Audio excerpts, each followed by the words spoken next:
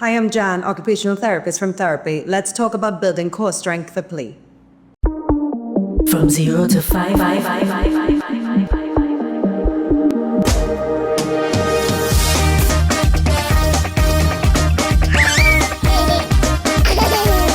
starts at home. She say home. She say home.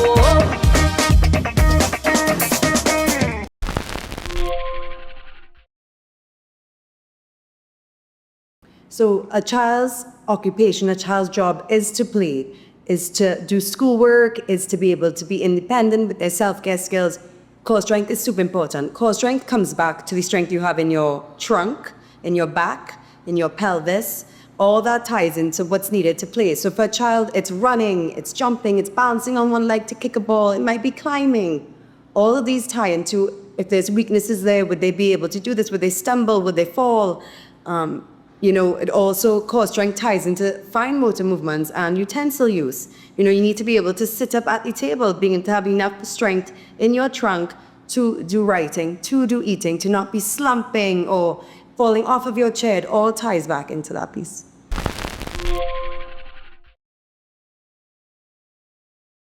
The most important thing is to observe your child, observe them when they're playing, observe them when they're eating, observe them when they're at the table.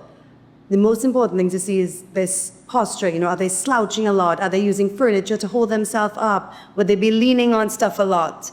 The posture is super important. Difficulty with balance. Do they fall often? Are they clumsy on their feet? Do they have a hard time manipulating different, when I say grounds, going from bumpy to pavement to the sidewalk?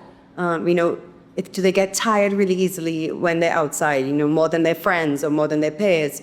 Do you see that level of fatigue more quick? Difficulty with gross motor skills such as they're climbing or they're running. You have to just really study them to see, are they having a hard time? Is this draining them? Some other signs to be, is it hard for them to transition from one activity to the other? Is it a really big task for them to do?